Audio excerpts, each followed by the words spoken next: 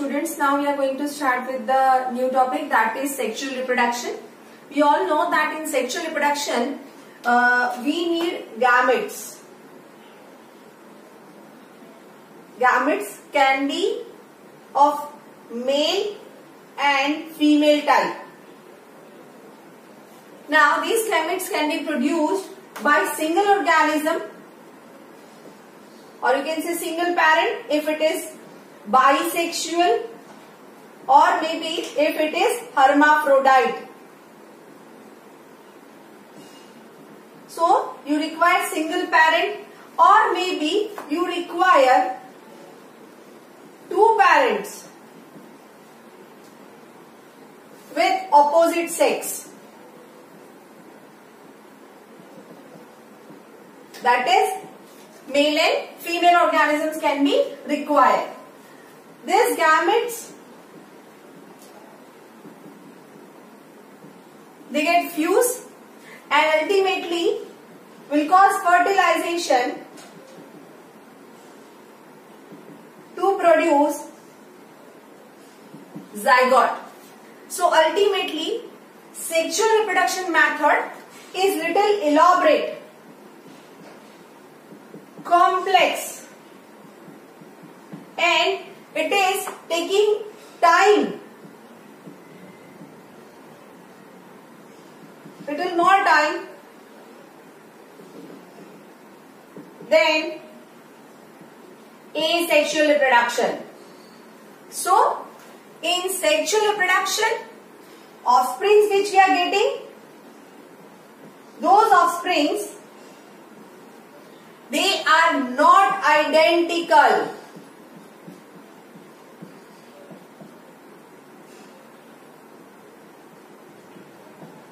They are not identical to their parents. Important word is not identical to their parents, and they are also not identical among themselves.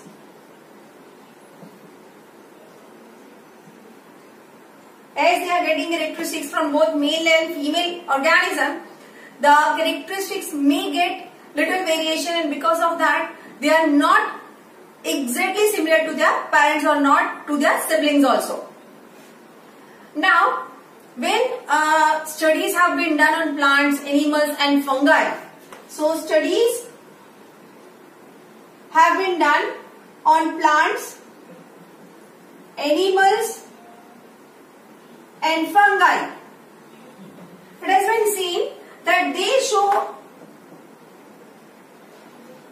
variations and that too with more characteristics in their internal structures, in their anatomy, in their physiology, in their morphological characteristics, etc. Means all plants, animals, fungi, they are not similar to each other. They have distinct features which may get vary from other organisms. But when we talk about when the matter is of sexual reproduction, then all these organisms are going to follow the same pattern. They follow same pattern. Whether it is plant, whether it is animal, or maybe any other organism, they are going to have some fixed pattern for sexual reproduction method.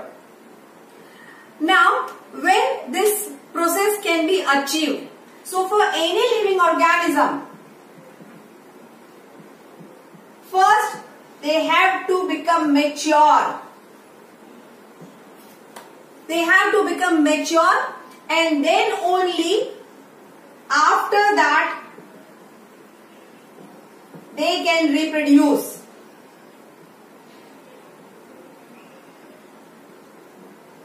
So the phase of growth before reproduction,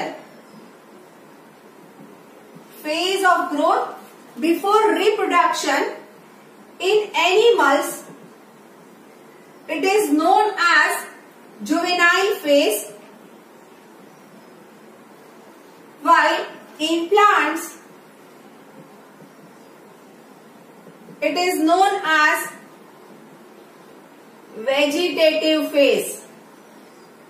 So we can say that end of juvenile or vegetative phase. Now it is the beginning of reproductive phase. Beginning of reproductive phase is marked by end of juvenile or vegetative phase. Now, we all have been, we all have observed that in nature there are certain plants, they have fixed pattern of flowering. For example, some plants, they flower only once in their lifespan. Some plants, they flower repetitively. For example, when we are talking about the plants which flower repetitively, then what will be the interflowering period will be known as? So my question is, for the plants which flower many times in their lifespan, for them the interflowering period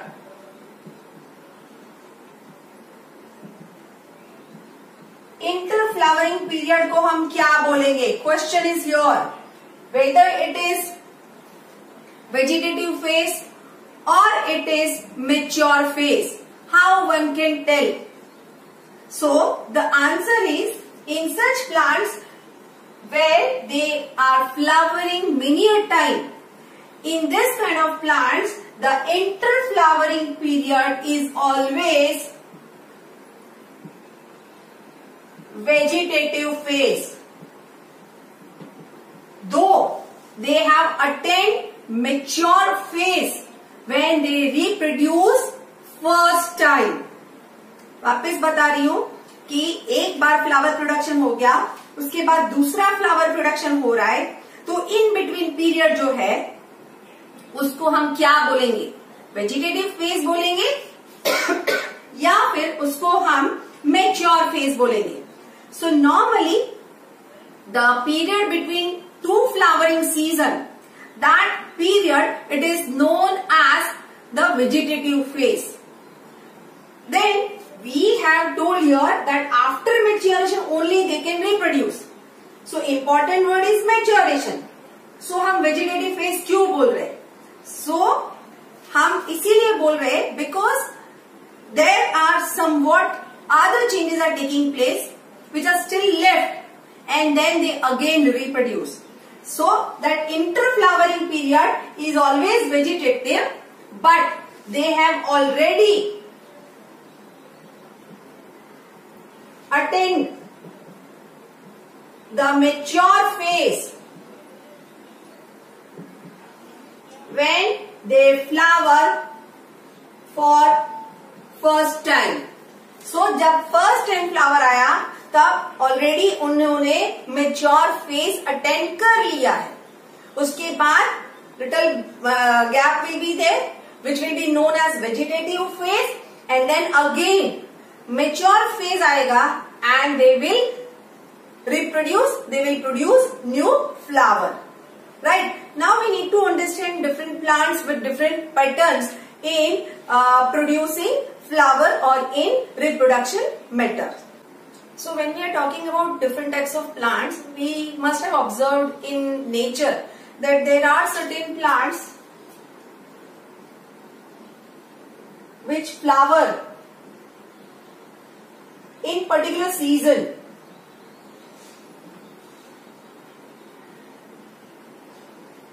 year after another year. So, year after year.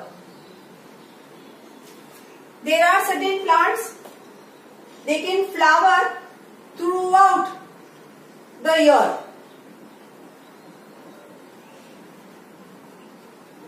So why these differences are there? Certain plants can show unusual flowering. So for that, we can say the plants which are normally flowering in particular season in the year, they are also going to give you fruits as season wise. For example, mango, apple, jackfruits. Why these fruits are considered as seasonal fruits? Because, why? Because the plants are flowering. Plants of this mango, apple and jack, they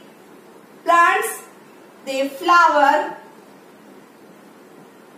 seasonally, and because of that they give you seasonal fruits also.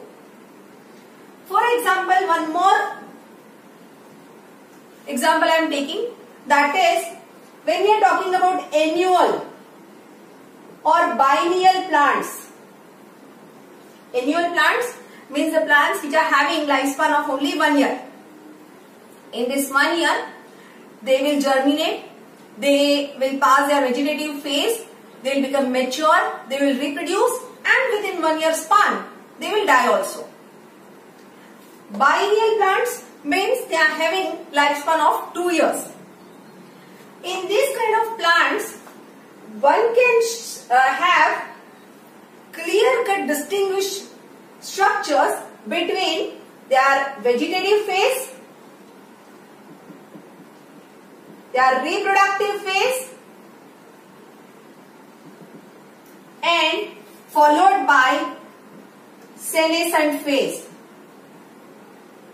So, they'll grow, then they'll reproduce and will show aging.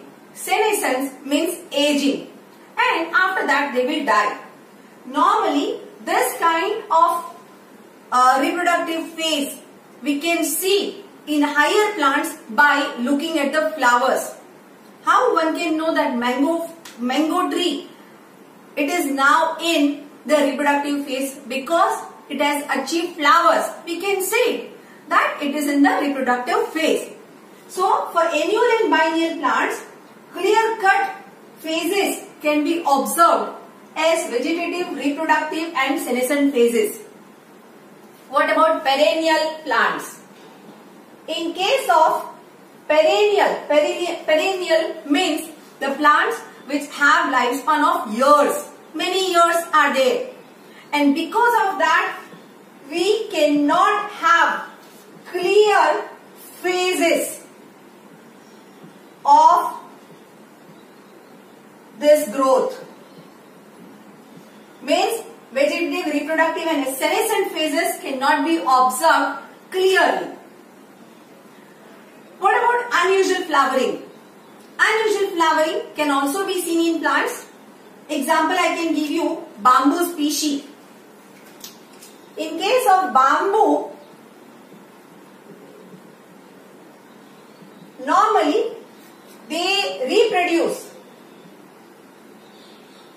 after 50 to 100 years, and that too once in their lifespan, once in lifetime.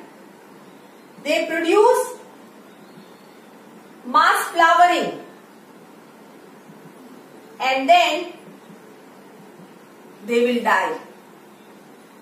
So that is clear-cut single flowering phase in entire lifespan and followed by death. That is unusual flowering seen in bamboo species. One more example, that is Strobilanthes kunthiana. Strobilenthus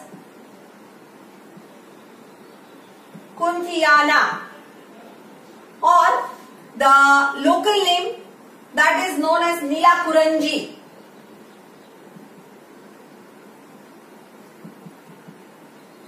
As the name suggests, Neela means blue flowers are going to be there. These type of plants have been seen at the region of Kerala, Karnataka and Tamil Nadu. They normally flower at the gap of 12 years, or you can say after every 12 years. Last time that has been observed in 2006 and 2018 during September and October months. At that time, the entire stretches, the hilly areas of Kerala, Karnataka and Tamil Nadu became blue, as the name suggests, Neelakuranji.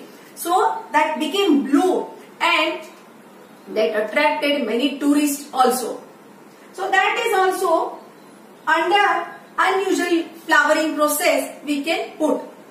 So different plants have different flowering methods, different amount of flowers can be produced, and that can be depending on whether they are annual, biennial or perennial plants.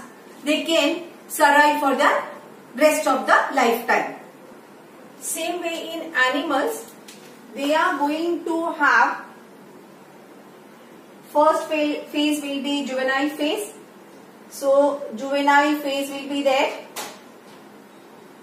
followed by distinct changes or the changes in morphological and physiological conditions of their body. So distinct changes can be observed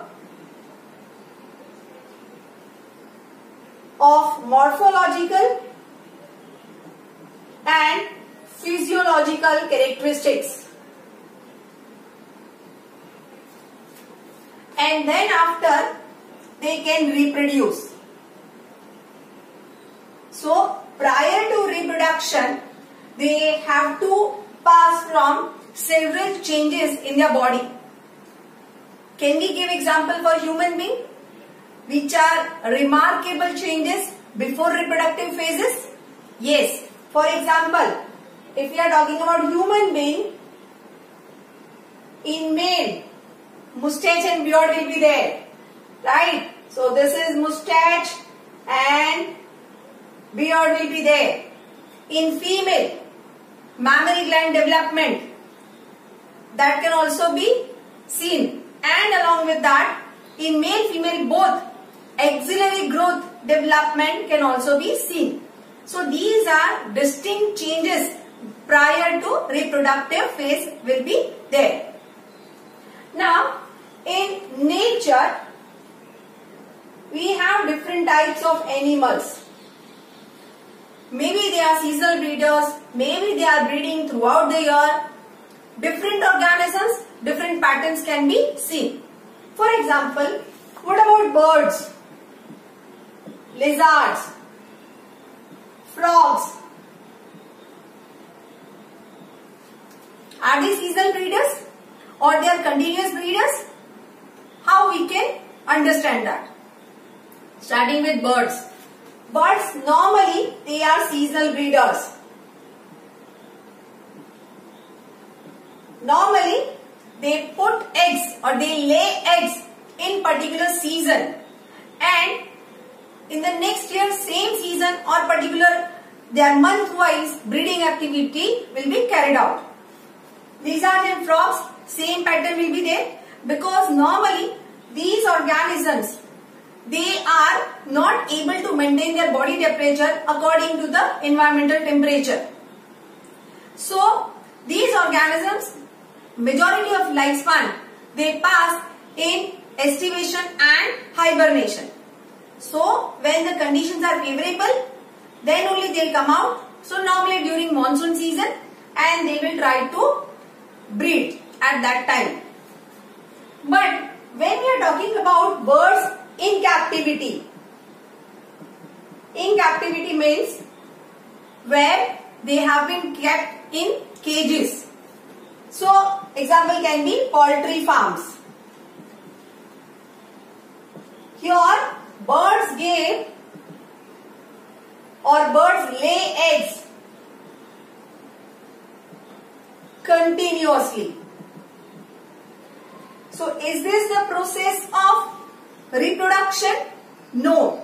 This is not reproduction process. This is purely economical use of birds for the human welfare. This is kind of exploitation where under specific condition by giving high light, high temperature and by giving certain injections, they are forced to lay eggs, and that is not the reproduction in them. This is purely exploitation for human welfare. So normally in nature they are considered as seasonal breeders.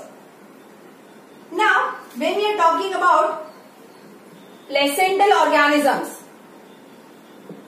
in placental organisms we are having two types of organisms.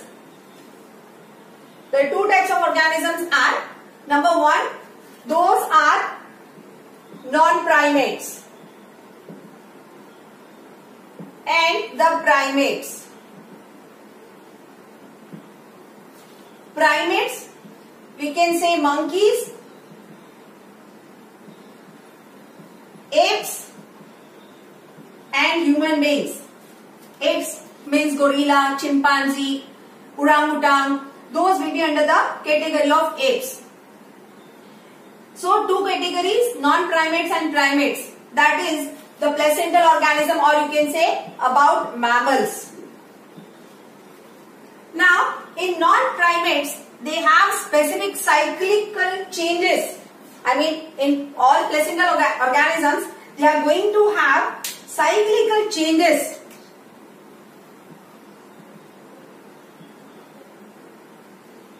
In their ovaries,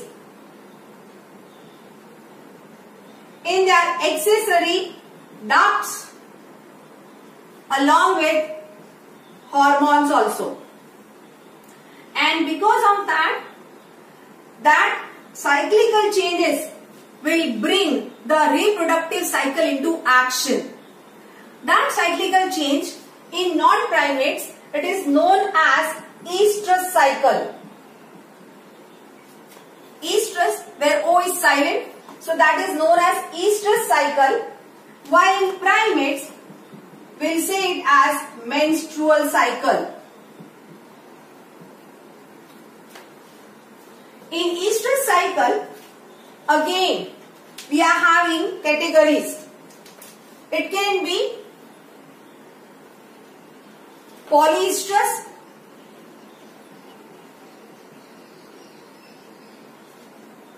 then seasonal polyestrus,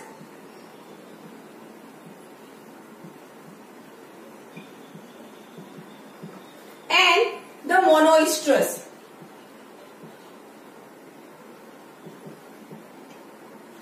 Now in case of polyestrus, they are going to have this reproduction phase throughout their lifespan, or maybe you can say take example of 1 year. So in 1 year they can reproduce many times. Example is cattle, pig, mice, rat. So reproduce many times per year. Seasonal polyestrus, these organisms, again they can reproduce many a time, but depending on the particular season. So here example is goat, deer, sheep and horse. So many time, but depending on season per year they can reproduce. And the last one is monoestrus, can reproduce only one time in a year. Example here is fox, wolf, dogs and bear.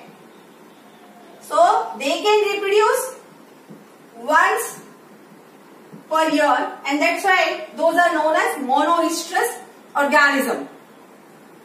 The difference between estrous cycle and menstrual cycle is, here the amount of blood which comes out, that will be very less, as we have already studied in chapter 3, that during menstrual cycle bleeding will occur and that will come out from the vagina.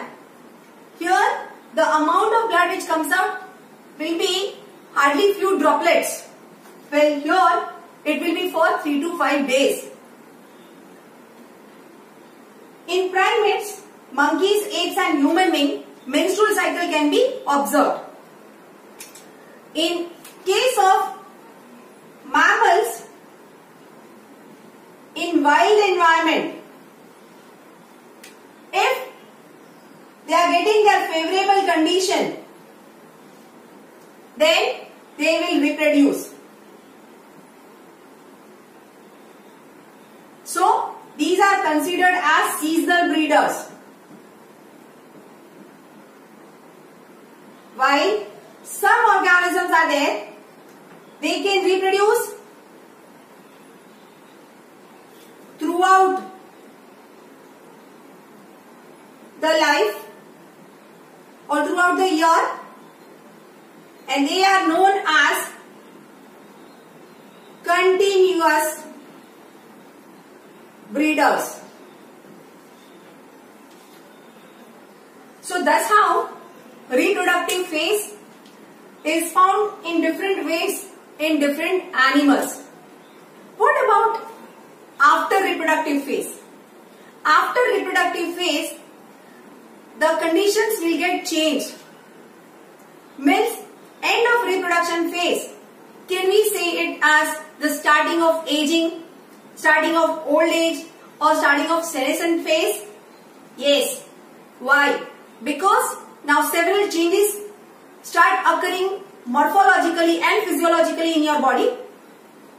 The rate of metabolical activities will start reducing, and slowly, gradually, it will lead to less reactive all activities and may lead to death also.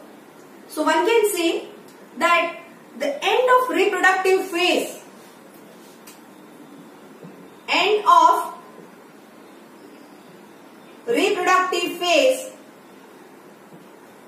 is always beginning of senescent phase, which is ultimately leading toward death. All reproductive phase, senescent phase or the vegetative phase, those all activities are carried out with the help of hormones and the internal biochemical processes. There is always a correlation between hormones and the internal reactions which are occurring continuously. Depending on that, the particular process will be carried out and the result can be obtained. Now we'll start with the events in sexual reproduction. So, events in sexual reproduction.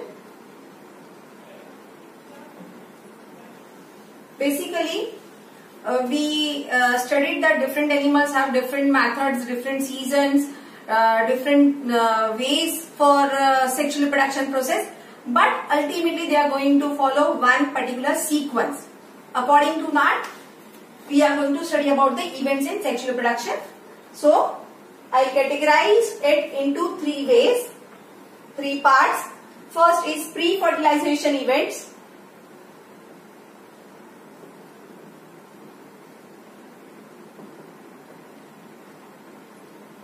Which includes mainly 2 steps, that is gamete formation known as gametogenesis, and later on gamete transfer.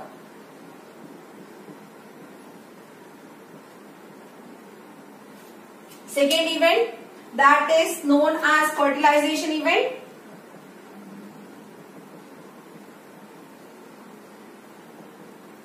Which can occur with the help of two ways: without fusion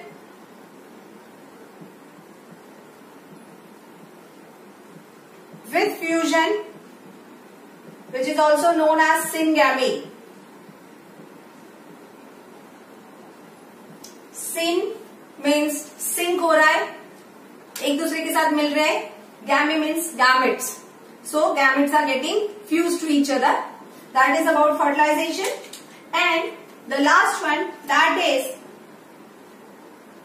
what about after fertilization? That is post fertilization methods or post fertilization events, which includes zygote formation and later on the development, that is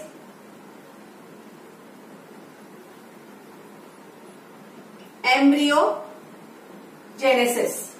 So these are all considered as events in the sexual reproduction. We have to study each event in detail with examples.